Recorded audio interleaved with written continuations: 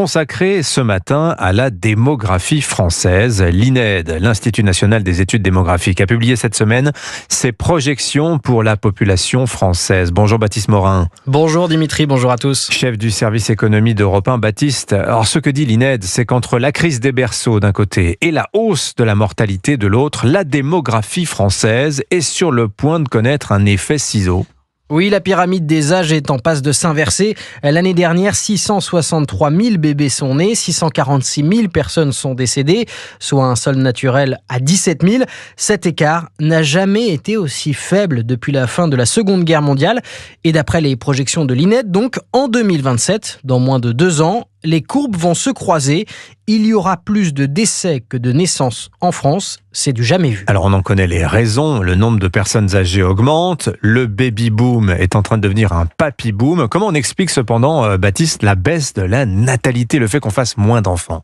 Alors il y a une chose qu'il faut comprendre, ce n'est pas une question d'envie. Les Français veulent des enfants. C'est ce que nous rappelle Maxime Sbailly, économiste et auteur du livre « Les balançoires vides » aux éditions de l'Observatoire. Quand on demande aux Français en moyenne combien d'enfants ils voudraient, c'est plutôt 2,3, 2,4 enfants. Or le taux de fécondité vient de tomber à 1,59 quand on prend simplement la France métropolitaine. Les Français veulent faire plus d'enfants qu'ils n'en font aujourd'hui. Quelque part, ils sont empêchés de réaliser pleinement leurs projets familiaux. Alors qu'est-ce qui les empêche ? Eh bien vous savez, on entend parler de la peur du changement climatique, de l'angoisse de l'avenir. On serait trop nombreux sur Terre.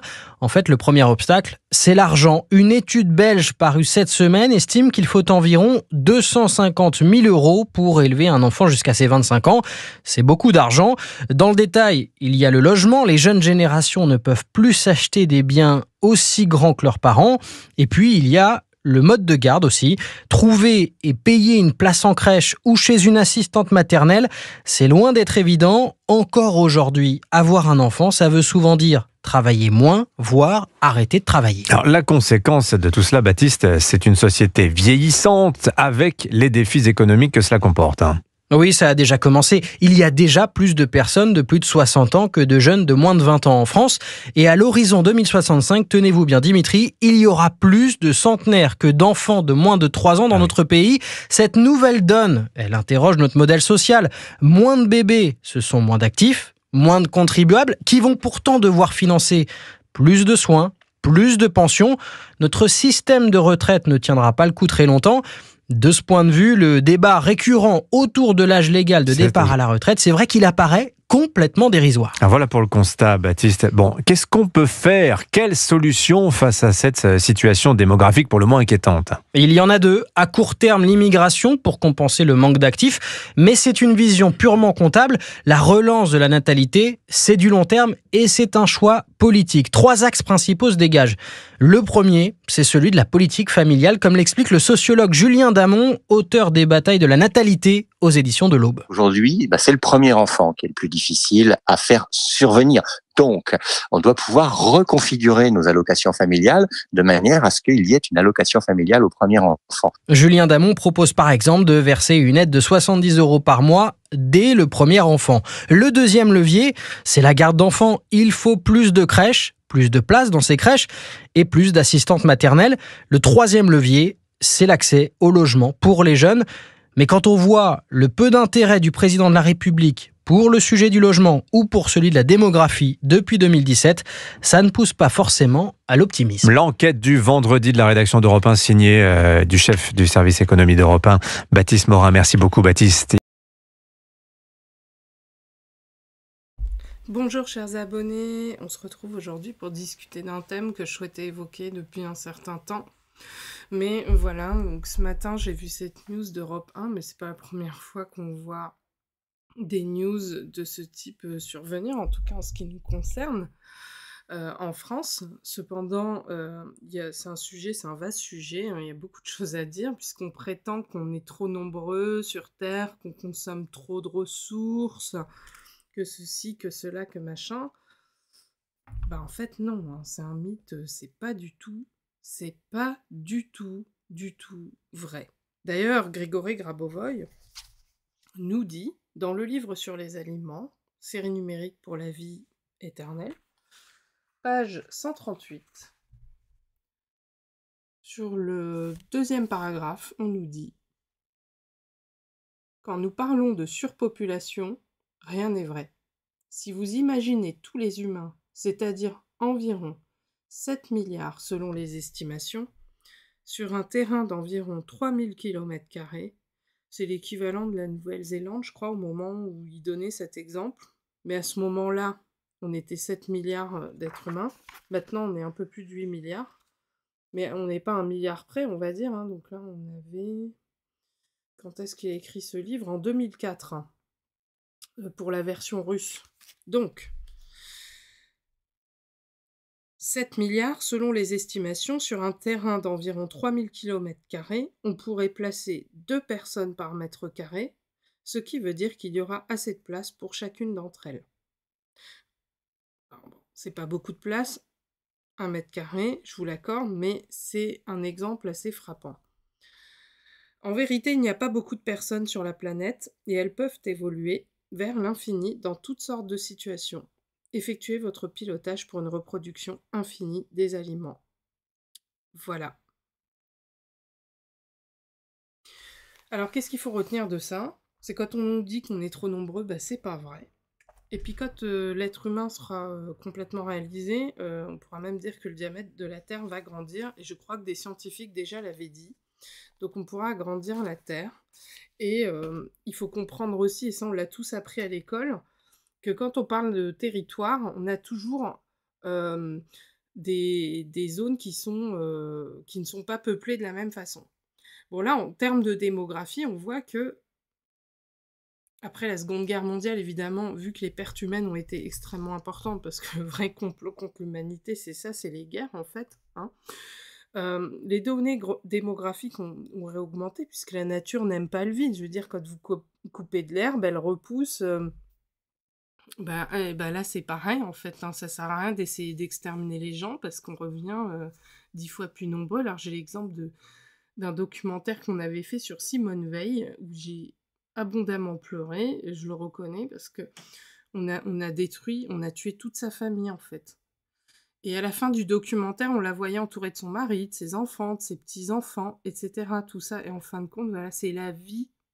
C'est la vie qui a fini par vaincre, et c'est toujours la vie qui gagne, quoi qu'il arrive, voilà. Donc là, on voit que l'évolution de la population est en augmentation régulière, en tout cas depuis cette Seconde Guerre mondiale. On peut voir aussi que la population n'est pas également répartie sur tous les territoires, surtout parce qu'il y a des territoires où on a beaucoup de déserts, et puis que les gens ont tendance à aller habiter vers des lieux où il y a des points d'eau, etc. Mais globalement, et la Nouvelle-Zélande, c'est là, globalement, il y a de la place, en fait, sur Terre, mais pas que sur Terre, dans tout l'univers. Et vous verrez qu'on arrivera à un moment où on pourra pas conquérir d'autres territoires dans l'univers, mais qu'on pourra aller visiter d'autres espaces. Donc qu'est-ce qu'on va faire? On va rester les bras croisés sans rien faire? Mais non. Non, non, parce qu'aujourd'hui, avec Grégory Grabovoy, ce qu'il nous enseigne, c'est de sauver toutes les vies, sans distinction aucune. Et qu'en sauvant toutes ces vies, justement, le but, c'est qu'on est tous là, en fait. Et la naissance, entre autres, fait partie de cette manière de redonner la vie. De donner et de redonner la vie. Voilà. Donc là, ce qu'on peut voir, c'est que le taux de croissance population dans le monde a tendance à être en recul. Le taux de fécondité aussi. Donc là, on a les données jusqu'à 2020 uniquement. Mais ce qu'il faut comprendre, c'est que l'ensemble de la Terre représente 148 millions de kilomètres carrés, soit 29% de la superficie du globe. Voilà. Alors 29%, c'est pas beaucoup parce que tout le reste c'est de l'eau. Mais si on est capable de dire que 7 milliards d'êtres humains peuvent tenir sur 3000 km², selon Grabovoy, alors j'ai pas vérifié les chiffres, etc. Mais voilà, ça veut dire qu'on est tous capables de vivre sur Terre et de changer l'environnement. C'est-à-dire qu'il y a des déserts qui avant étaient fertiles, verts, tout ce que vous voulez, qui ne le sont plus. En prenant soin de la Terre, avec les séquences qui permettent de soin de la Terre, des végétaux, etc., on pourra recréer des paradis dans des zones qui aujourd'hui sont tout à fait désertiques. Et puis il faut comprendre que c'est la conscience humaine en fait qui crée. Donc quand on se change nous-mêmes, on change notre environnement extérieur. Voilà, tout simplement. Donc là, les êtres humains qui se bagarrent sur des bouts de terre, sur des ressources, sur des choses, en fait, c'est grâce à notre conscience qu'on peut créer. Donc c'est quoi les solutions finalement? Quelles sont les solutions? Bah oui, il faut faire des enfants, pratiquer des pilotages pour faire des enfants. Si vous avez peur des lendemains, des conflits géopolitiques, des conditions économiques, etc., oui, on a tous peur de ça, parce qu'on en est tous arrivés au stade où maintenant, dans le monde du travail, on n'a même plus le droit d'avoir des enfants. On est en entretien. Moi, j'ai été constamment interrogée, par exemple, hein, quand je candidate pour des postes. Je peux vous dire que 99% du temps, on m'interroge sur le fait si j'ai des enfants ou pas, si je compte en avoir ou pas. Dire, on a atteint un niveau de contrôle absolument effarant. On n'a plus le droit d'être. C'est-à-dire qu'on a juste le droit d'être esclave d'un système. Et on n'a plus le droit ni d'être une femme, ni d'être une mère, ni quoi que ce soit. Voilà. Comment on va renverser tout ça? Bah oui, c'est sûr que si les gens font moins d'enfants, déjà les couples sont devenus instables, les conditions économiques sont instables, on peut plus se loger décemment, même tout seul avec une excellente situation, etc., etc. Donc, comment on fait pour tout ça? Bah, il y a tous les axes. Trouver un habitat harmonieux, il y a des pilotages pour ça que je propose sur mon site et sur la chaîne. Doper sa fertilité, piloter sur l'abondance financière, voilà, pour pouvoir accueillir, entre guillemets, plus d'enfants, plus de personnes, etc. Donc tout ça, en fait, tout le leurre, toute la matrice horrible dans laquelle on nous a mises, en fait, on peut la démonter. On peut avoir autant d'enfants qu'on veut, on peut piloter pour l'abondance, sans dépendre nécessairement de l'interventionnisme de l'État, puisque avant il n'existait pas forcément, hein, voilà. Mais au-delà de ça, quand on parle de population vieillissante, mais c'est pareil, c'est une illusion totale. Parce que ces personnes-là sont déjà là, ces âmes-là sont déjà là. Voilà. Donc, qu'est-ce qu'on fait? On pilote pour rajeunir. On va pas laisser nos aînés partir comme ça. Mais il en est tout à fait hors de question. Il faut qu'on pilote de toutes nos forces. Ces personnes-là elles-mêmes doivent piloter pour rajeunir. Vous savez, moi j'ai suivi un moment un summit de... comment ça s'appelait? De Marilyn Durand, je vous prie de m'excuser, hein, qui a fait témoigner des femmes qui pratiquent des technologies de rajeunissement de Grigory Grabovoy. Elles le pratiquent depuis longtemps, puisqu'elles ont suivi les enseignements de Grigory Grabovoy quand même beaucoup plus tôt que moi. Bon, moi, je suis encore jeune, je suis encore fertile, mais il y a des personnes qui, dans leur sagesse, puisque la sagesse spirituelle vient beaucoup aussi avec le nombre d'années qu'on va avoir dans une vie, pilotent leur rajeunissement avec des méthodes qui ont été données par Grigory Grabovoy, sachant qu'au fur et à mesure du temps, on avance. On a des méthodes de plus en plus perfectionnées, de plus en plus puissantes, notamment avec l'arrivée des technologies PRK1U.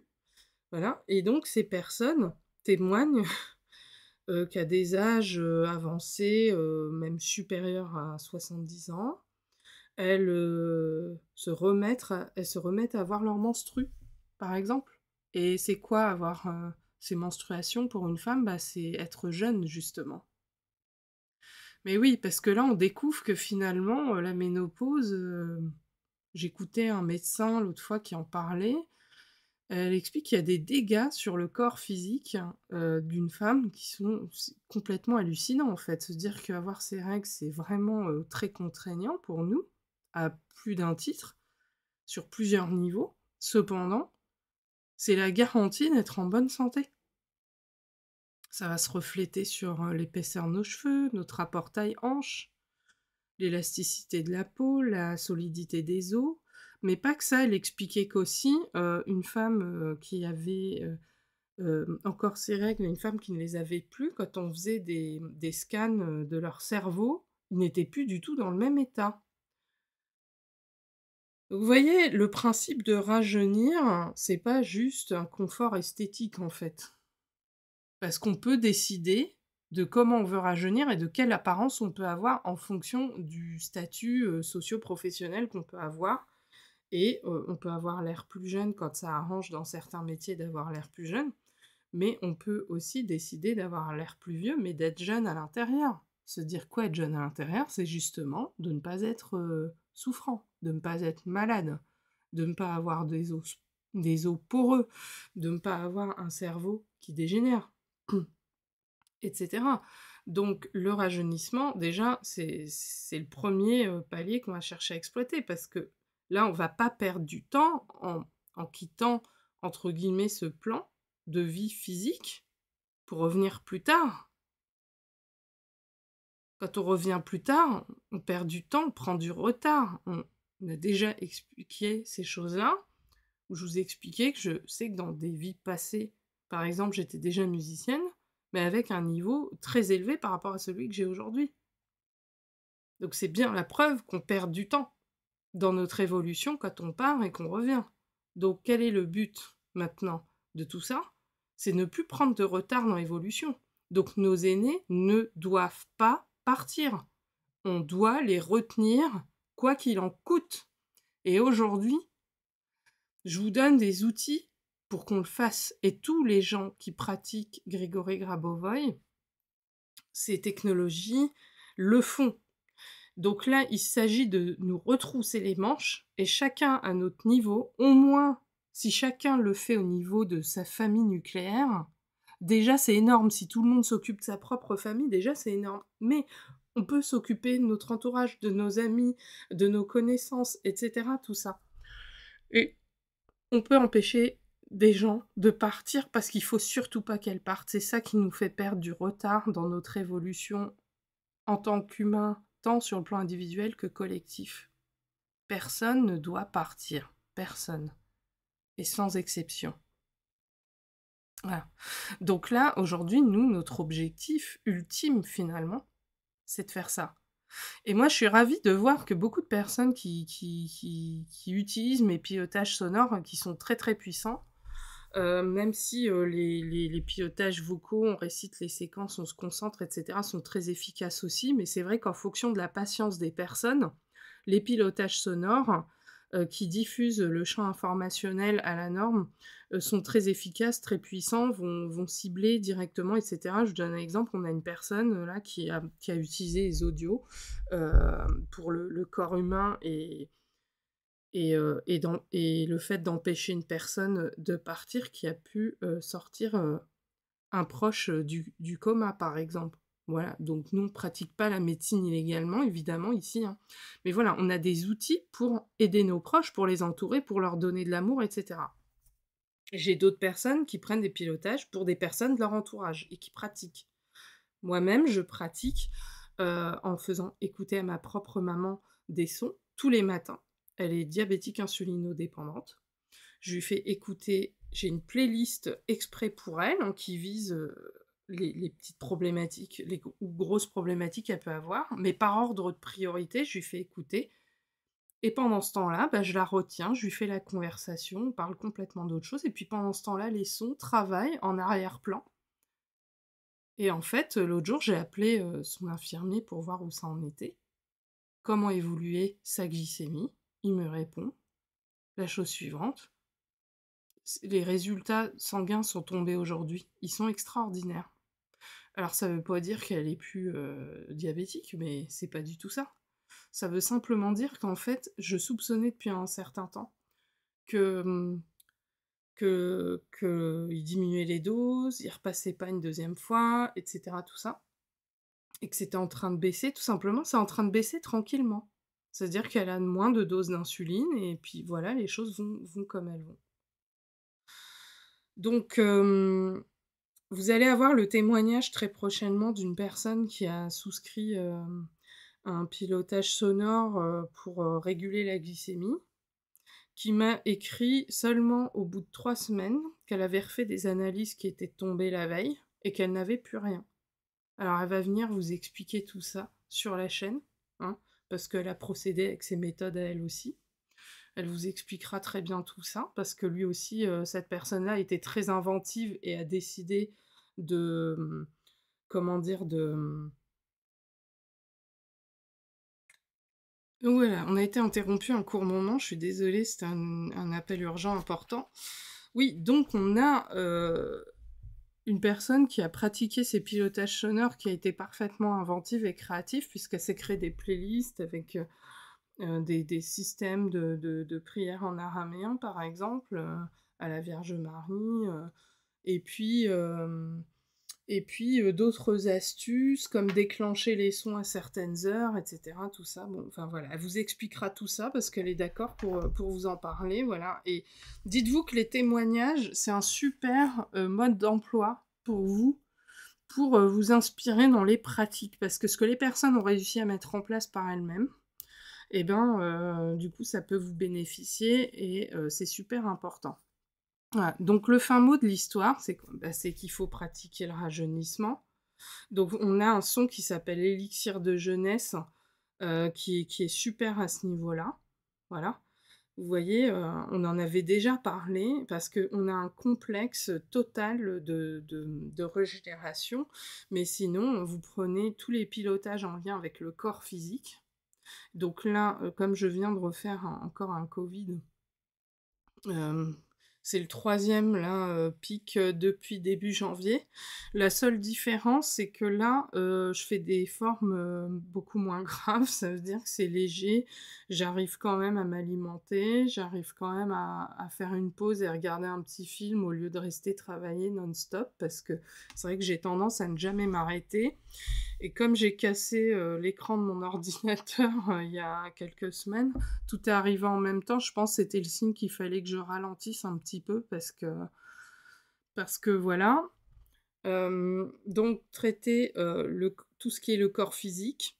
On a un album complet qui traite tous les systèmes, tous les ensembles du corps humain, y compris le corps humain tout entier, et le fait et la musique qui permet d'empêcher une personne de partir, justement. Ça a été testé quand même, et il y a eu des réussites vraiment intéressantes par rapport à cela. Donc voilà, moi je vous invite à vous équiper de cette boîte à outils. C'est une boîte à outils qu'il faut avoir dans la poche. C'est pourquoi le format streaming est désormais verrouillé, parce que maintenant j'attribue des droits d'accès individuellement. Voilà. Vous pouvez l'avoir à tout moment dans votre poche. Ça fonctionne avec le Wi-Fi. Évidemment, il faut avoir Internet pour que ça fonctionne. Et vous pouvez les écouter, les faire écouter à des personnes de votre entourage proche. Voilà. Vous pouvez les offrir également à quelqu'un. Mais dans tous les cas, ce qui compte, c'est qu'une fois qu'on les a sous la main, après on les utilise. Et donc, il nous arrive aussi, dans la pratique, de nous créer des playlists en fonction de nos objectifs, et de combiner plusieurs musiques dans une playlist pour se faire un petit programme complet par rapport à cela. Voilà.